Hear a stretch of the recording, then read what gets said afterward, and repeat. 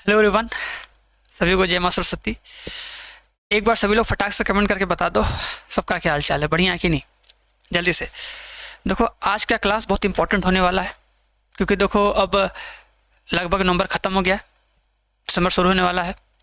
तो इस टाइम बहुत लोग होगा कन्फ्यूजन में कि सर हम लोग 12th का जो बोर्ड एग्ज़ाम है उसे और अपना जो CUT 2025 है उसे कैसे मैनेज करें, क्योंकि ये दोनों ही हमारे लिए बहुत इंपॉर्टेंट है ना।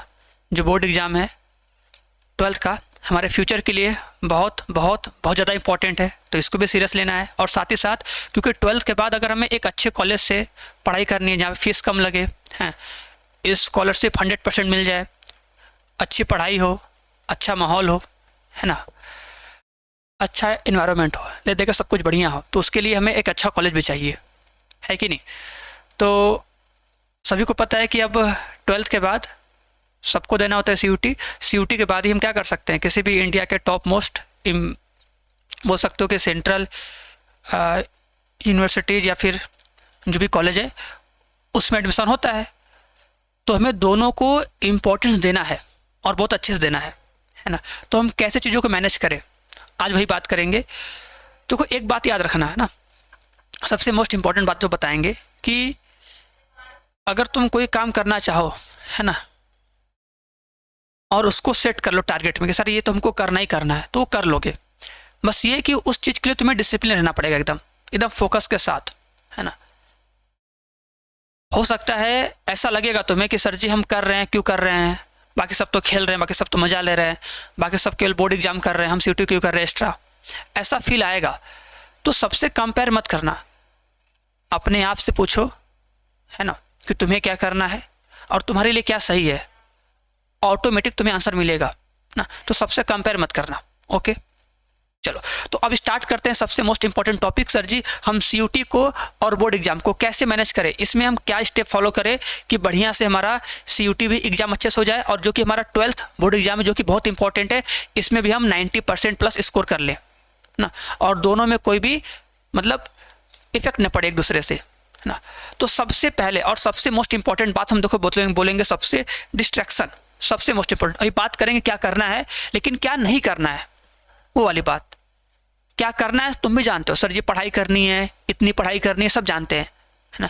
लेकिन हमें क्या नहीं करना है वो बहुत ज़्यादा इंपॉर्टेंट है, जिसका नाम है डिस्ट्रैक्शन। अब देखो डिस्ट्रैक्शन बहुत प्रकार से हो सकता है, ठीक है। किसी को बात करने का डिस्ट्रैक्शन होगा, किसी को रील्स देखने का डिस्ट्रैक्शन होगा, है कि नहीं, किसी को यूट्यूब पे देखना होगा, यूट्यूब शॉर्ट वीडियो, है कि नहीं, किसी को व्हाट्सएप चलाने का होगा कि भाई पढ़ रहे हैं व्हाट्सएप चला ले, है ना। तो जो हम लोग ये सब आधा घंटा 1 घंटा टाइम वेस्ट करते हैं ना, इन सब से बचना है। मन करेगा लेकिन सोचना ही नहीं सर मना किए हैं, हमें ये काम नहीं करना है, हमें फुल फोकस के साथ अपने टारगेट पे कॉन्सेंट्रेट करना है और कहीं पर भी ध्यान नहीं देना है ना। तो जब भी बातें दिमाग में ऐसी आए कि भैया थोड़ा व्हाट्सएप चला ले, थोड़ा इंस्टाग्राम चला ले, थोड़ा यूट्यूब चला ले, थोड़ा रील्स देख ले, थोड़ा शॉर्ट वीडियो देख ले, तो उस टाइम अपने माइंड को कंट्रोल करना है, बोलना नहीं भाई नहीं करना है। मन बहुत करेगा, दिमाग को तो भैया मज़ा चाहिए, है कि नहीं। तो अपने माइंड को कंट्रोल करना है, कंट्रोल कर लोगे तो तुम्हारा 1 घंटा 1.5 घंटा 2 घंटा बच जाएगा और उसमें कुछ अच्छा काम कर लोगे। हाँ, अगर नहीं कर पाओगे तो वो 2 घंटे 3 घंटे बर्बाद करोगे, और बर्बाद करने के बाद सोचोगे अरे यार नहीं करना चाहिए था, गलत कर दिए। क्योंकि अगर हम कोई काम करते हैं ना, वो सही है कि गलत है वो दिमाग हमको पहले ही बता देता है, अंतर आत्मा, है ना, मन की आवाज़ आती है कि भाई ये काम गलत है या ये काम सही है, ये करोगे तो घाटा होगा, ये करोगे तो फायदा होगा, वो आवाज़ आती है कि नहीं, है ना।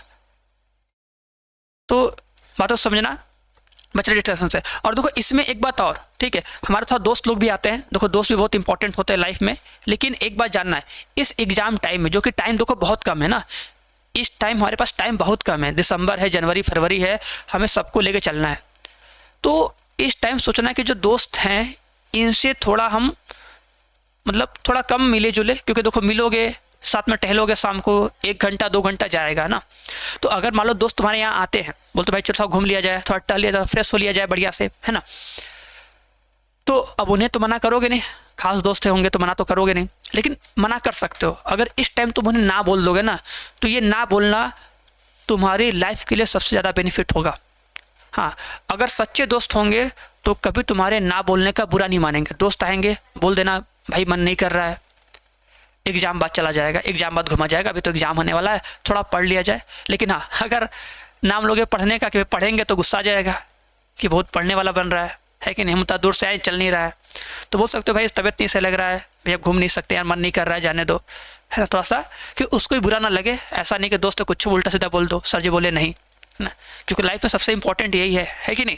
तो लेकिन हाँ, मना करना है, दिसंबर, जनवरी, फरवरी कभी कभी जा सकते हो, कोई दिक्कत नहीं है, कभी कभी जा सकते हो। लेकिन हाँ, ट्राई करना है कि 90% केस में हमको नहीं जाना है, हमको बोल देना है भैया मन नहीं कर रहा है, ठीक है, वो भी बुरा ना मारे, तुम भी बुरा ना मारो, उसको पानी नहीं पिलाओ, खाना ना खिलाओ और छोड़ दो, ठीक है।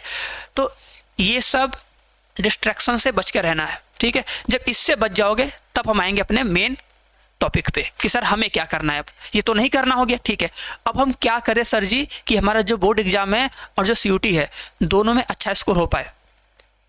तो अगर बात करें CUT के लिए, देखो हमारे पास टाइम बहुत कम है, बार बार करें टाइम बहुत कम है, तो हमें, और टाइम कम होने के साथ साथ हमें CUT को बहुत कम टाइम भी देना है, क्योंकि अभी हमारा मेन टारगेट है बोर्ड एग्जाम। लेकिन बोर्ड एग्जाम के साथ साथ तन्नी सा हल्का सा हवा हमको CUT के लिए भी देना पड़ेगा। तो सबको करना क्या है ना, क्योंकि अभी हम पूरा सिलेबस, पूरा टॉपिक तो पढ़ेंगे नहीं कि हर चैप्टर का, हर टॉपिक का क्वेश्चन प्रैक्टिस करें, सब कुछ लगाए, इसके लिए 4 घंटा 5 घंटा दे, है ना, CUT के लिए। तो करना क्या है ना, सबको सभी सब्जेक्ट के PYQ लगाने हैं, मैथ के, फिजिक्स के, केमिस्ट्री के, बायो के, मतलब जो भी तुम्हारा मेन सब्जेक्ट होगा, जिस स्ट्रीम से तुम पढ़ रहे होगे उसके PYQ को लगाने हैं, जिससे हमको ये पता चले ना कि यार इस चैप्टर से कैसे कैसे क्वेश्चन एग्जाम में पूछे गए। पिछले जो भी 2 साल 3 साल के जो क्वेश्चन आए होंगे, उन सभी 2 साल 3 साल के क्वेश्चन को यूट्यूब पे सर्च करो और देखो कि मैथ में कौन कौन सा क्वेश्चन आया। अगर अवकलन से क्वेश्चन आया है तो मैथ में अवकलन से किस किस टाइप का प्रश्न आया है, जब हम सारे PYQ को देख लेंगे, उसको सॉल्व कर लेंगे, तो हमको एक आइडिया मिल जाएगा कि हाँ भाई CUT में ऐसे ऐसा सवाल इस चैप्टर का आता है। तो जब हम उस चैप्टर को पढ़ेंगे तो उस टॉपिक को, उस टाइप को बहुत अच्छे से पढ़ेंगे, उसके क्वेश्चन को बहुत अच्छे से लगाएंगे कि भाई ये दोनों के लिए है, हमारे बोर्ड एग्जाम के लिए भी और CUT के लिए भी है, इसलिए इसको तो बहुत अच्छे से पढ़ना है ना। इसलिए सबको डेली PYQ सॉल्व करना है 1 घंटे। अभी बताएंगे कितना टाइम निकालना है, मतलब हमको PYQ के लिए 1 घंटे देना है और सभी सब्जेक्ट का हमको PYQ सॉल्व करना है, वीडियो देखना है कि हमको सारे क्वेश्चन का पैटर्न और उनके टाइप का आइडिया लग जाए, ठीक है। और जब मान लो 1 हफ्ते 2 हफ्ते बाद अगर सभी PYQ को तुम देख लिए, समझ लिए, तो उसके बाद आना अपने सिलेबस पे। जो हमारा सिलेबस होगा, इस सिलेबस को सब लोग आराम से CUT के ऑफिशियल वेबसाइट से जाकर डाउनलोड कर सकते हो। सिलेबस डाउनलोड करने के बाद ना तुम्हें देखना कि ऐसा कौन कौन सा सिलेबस है सब्जेक्ट का जो हमारे बोर्ड एग्जाम और CUT में सेम है, दोनों में सेम है, ठीक है। जैसे देखोगे फिजिक्स, ठीक है, केमिस्ट्री, मैथ, बायो, ये तुम्हें एकदम सेम मिलेगा। फिजिक्स, केमिस्ट्री, मैथ, बायो, ये टोटल NCERT बेस्ड है, जो दोनों में एकदम सेम टू सेम मिलेगा। इससे होगा क्या कि हम क्या करेंगे, जब हम पढ़ाई करेंगे ना, जब हम पढ़ाई करेंगे तो अपने बोर्ड एग्जाम के लिए, तो हम लोग इसके फिजिक्स के, केमिस्ट्री के, मैथ के, बायो के सब्जेक्ट को बहुत अच्छे से पढ़ेंगे कि भाई अगर हम इसको पढ़ लेंगे तो इसके साथ साथ मेरा CUT का भी तैयार हो जाएगा। तो CUT के लिए हमको इसको अलग से नहीं पढ़ना पड़ेगा, मेरा इसी से काम हो जाएगा। जैसे फॉर एग्जाम्पल हम मैथ पढ़ेंगे, जैसे अगर हम मैथ पढ़ रहे हैं, अब हमको मैथ में पता है भाई चैप्टर 5 है ना, अब चैप्टर 5 है अवकलन। अवकलन CUT में भी आएगा और हमारे बोर्ड एग्जाम में आएगा। तो जब हम बोर्ड एग्जाम के लिए, जब हम 12th के लिए चैप्टर 5 को पढ़ेंगे, है ना, तो चैप्टर 5 के इंपॉर्टेंट सब्जेक्टिव क्वेश्चन, उसके कॉन्सेप्ट को अच्छे समझ लेंगे, पढ़ लेंगे, ठीक है। और इतना तो पता है, देखो बोर्ड एग्जाम में होता है रिपीटेड क्वेश्चन, है ना, वो हम करवा भी रहे वरदान बैच में। तो अगर सभी लोग बस पिछले 10 साल के PYQ जो लगा लो, बोर्ड एग्जाम की बात कर रहे हैं, उसके सब्जेक्टिव क्वेश्चन को लगा लो और सब्जेक्टिव क्वेश्चन को कैसे लिखा जाता है उसका अच्छे से आंसर लिखने का प्रैक्टिस कर लो एकदम बढ़िया से, तो आराम से बोर्ड एग्जाम हो जाएगा, है कि नहीं? कोई टेंशन है नहीं। बस ये ध्यान देना है कि जब हम लोग बोर्ड के लिए पढ़ेंगे ना तो याद रहे कि भाई हमको ये चैप्टर बोर्ड के लिए भी पढ़ना है और यही सेम चैप्टर हमें सीयूटी के लिए पढ़ना है। तो जब बोर्ड के लिए पढ़ेंगे तो इसके सब्जेक्टिव क्वेश्चन को एकदम अच्छे से कॉन्सेप्ट के साथ सॉल्व करेंगे, बढ़िया से प्रैक्टिस करेंगे, प्लस इसके ऑब्जेक्टिव क्वेश्चन को भी करेंगे, ठीक है? अब जब इतना कर लोगे ना, इतना करने के बाद क्योंकि माइंड में है कि ये तो सीयूटी में भी आएगा, तो इतना करने के बाद तुरंत सोचना कि भैया हम इसके एमसीक्यू मतलब और भी ज़्यादा ऑब्जेक्टिव क्वेश्चन कहाँ से लगा सकते हैं। हमको एक्स्ट्रा में टाइम निकाल के 1 घंटे 2 घंटे कभी टाइम निकाल के इसी चैप्टर 5 के और भी ज़्यादा इम्पॉर्टेंट ऑब्जेक्टिव क्वेश्चन को प्रैक्टिस करना होगा। जो एनसीईआरटी में होगा वो तो पूरा का पूरा ऑब्जेक्टिव क्वेश्चन प्रैक्टिस कर लेंगे, सब्जेक्टिव प्रैक्टिस कर लेंगे, प्लस एक्स्ट्रा में हमें केवल और केवल ऑब्जेक्टिव क्वेश्चन खोज के प्रैक्टिस करना है। बुक में होगा प्लस एप्लीकेशन में पीडीएफ दिया गया होगा, 70 क्वेश्चन 80 क्वेश्चन है, उन सबको लगाएंगे बढ़िया से, जिससे कि ऑब्जेक्टिव क्वेश्चन करने का कॉन्फिडेंस आ जाए, थोड़ा फास्ट करने का। बात समझ में आई कि नहीं? ऐसे ही हर एक सब्जेक्ट में करना है, फिजिक्स में भी, केमिस्ट्री में, बायो में भी। चैप्टर को पढ़ना है, अच्छे समझना है, फिर उसके ऑब्जेक्टिव क्वेश्चन को प्रैक्टिस करना है। अब क्योंकि हम पीवाईक्यू देख चुके हैं पहले, तो हमको पता है कि यार इस चैप्टर से कैसे कैसे प्रीवियस ईयर क्वेश्चन आए हैं, तो हमको वैसे क्वेश्चन सीयूटी के लिए प्रैक्टिस करने हैं। इसलिए बोले ना पहले पीवाईक्यू देखना है, पीवाईक्यू देखना है, फिर देखना है सिलेबस, फिर जो कॉमन सिलेबस है, सेम सिलेबस है, उसको अच्छे से पढ़ना है। बोर्ड के साथ साथ थोड़ा सा एक्स्ट्रा टाइम निकाल के सीयूटी के लिए पढ़ना है, जिससे कि चीज़ें साथ में हो जाए एकदम बढ़िया से, है ना? और सबसे मोस्ट इंपॉर्टेंट देखो लैंग्वेज और जीटी, क्योंकि देखो हमारा जो फिजिक्स केमिस्ट्री है ना, फिजिक्स केमिस्ट्री मैथ बायो वो तो बोर्ड के साथ साथ हो जाएगा, लेकिन ये लैंग्वेज जो कि हिंदी या इंग्लिश में से कोई एक होता है, GT general test, GK, current affair, reasoning, है ना, मैथमेटिक्स, ये सब थोड़ा अलग टॉपिक होता है, तो इन सबको हमको अलग से पढ़ना होगा। और कैसे पढ़ोगे? तो देखो एक रूल होता है भैया 80-20 का, ये जान लो, तुम्हारे बोर्ड एग्जाम के लिए भी है, अभी के लिए भी है। ये तुम्हारे सोचो कि हमको बोर्ड एग्जाम के लिए, है ना, बोर्ड एग्जाम के लिए मतलब अपना 80%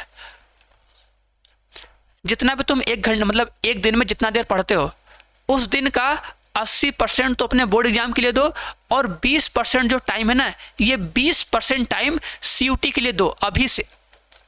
देखो अभी कोई भी सीयूटी के लिए नहीं पढ़ रहा होगा, लेकिन अगर हम पढ़ेंगे तो सबसे आगे निकलेंगे।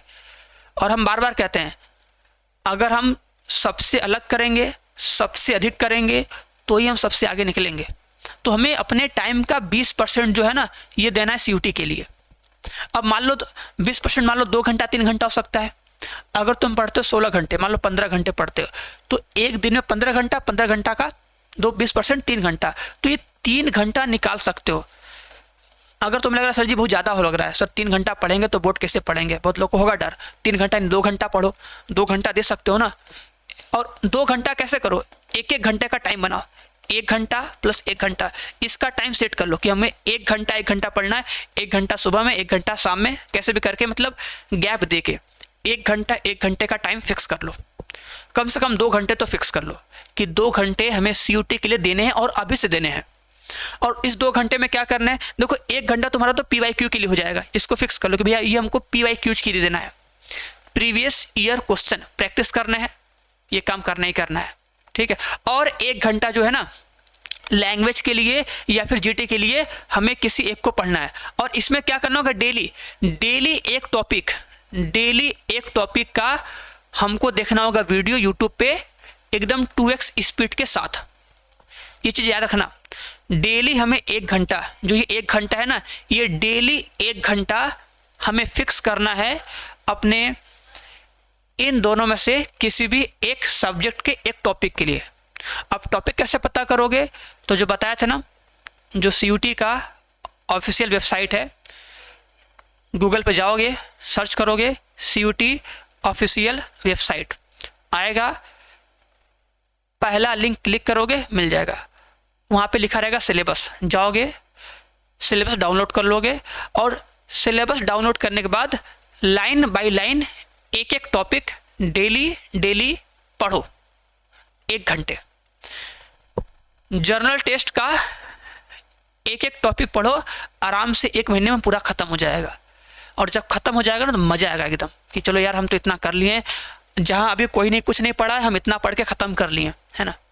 अपने आप कॉन्फिडेंस आएगा, है ना। तो ऐसे चीज़ों को मैनेज करो। और देखो अगर डिसिप्लिन के साथ रहोगे, चीज़ों को फॉलो करोगे तो ऑटोमेटिक रिजल्ट आएगा। लोग मजाक उड़ाएंगे, बकवास करेंगे तुम्हारे साथ कि नहीं भाई क्यों फालतू में पढ़ रहे हो, किस सीयूटी का भी पढ़ रहे हो, है ना, सीयूटी के लिए तुम ही पढ़ रहे हो, कुछ नहीं होने वाला है, कुछ हो नहीं पाएगा, बाद में पढ़ लेना, है ना। तो ऐसा मत करना, आराम से पढ़ना। लोग क्या कर रहे हैं क्या बोल रहे हैं जाने दो, हमें जो सही लगेगा वो हम करेंगे, क्योंकि हमें सबसे बेहतर करना है, सबसे आगे निकलना है। क्योंकि इसमें इस बार सीयूटी में बहुत अधिक बच्चे आएंगे, जान लेना। पिछली बार लगभग 22 लाख 23 लाख बच्चे फॉर्म भरे थे, इस बार तो और आएंगे, कंपटीशन बढ़ेगा। तो जितना हम पहले से तैयार रहेंगे, प्रैक्टिस किए रहेंगे, आगे चल के बस करना होगा रिवीजन। क्योंकि अगर कोई टॉपिक हम एक बार पढ़ लेंगे, अगर उसे करेंगे रिवीजन तो बहुत अच्छे से आता है, बहुत जल्दी आता है, प्लस कॉन्फिडेंस भी आता है ना। और लास्ट में हमको प्रैक्टिस भी तो करना है ना। इसलिए जैसे चीज़ों को बताया वैसे फॉलो करो, ठीक है ना। बस परेशान नहीं होना और डिस्ट्रैक्शन से थोड़ा दूर रहना, अपने माइंड को कंट्रोल करना, ठीक है। रिजल्ट आएगा जब एग्ज़ाम होगा, एग्ज़ाम दोगे, उसके बाद जब सीयूटी का एग्ज़ाम दोगे, उस टाइम जब रिजल्ट आएगा और रिजल्ट में तुम्हारा नाम भी सबसे ऊपर होगा कि भाई तुम सबसे पहले और फर्स्ट राउंड में तुम्हारा सिलेक्शन हो गया, तुम्हारा नाम आ गया, एडमिशन हो गया, तब तुम्हें लगेगा कि हाँ हम जो काम किए थे बहुत अच्छा किए थे, आज हमें उसका बेनिफिट मिल रहा है ना। तो बस यही कहेंगे, अभी से शुरू कर दो, और क्या। बाकी तुम्हारी इच्छा है, सबकी इच्छा है, बस ये है ना। अपना माइंडसेट अब एकदम क्लियर कर लो। दिसंबर से कुछ भी फालतू चीज़ें नहीं करनी है। ये 3 से 4 महीने एकदम ढंग से अपने आप को देना है। अपने आप को ये 3 से 4 महीने दे दो, ठीक है। उम्मीद करेंगे सबको मेरी बात समझ में आई होगी। तो बस आज के लिए इतना ही, है ना। मिलते हैं नेक्स्ट वीडियो में। तो सभी को बाय बाय और सभी को टाटा और सभी को जय मां सरस्वती।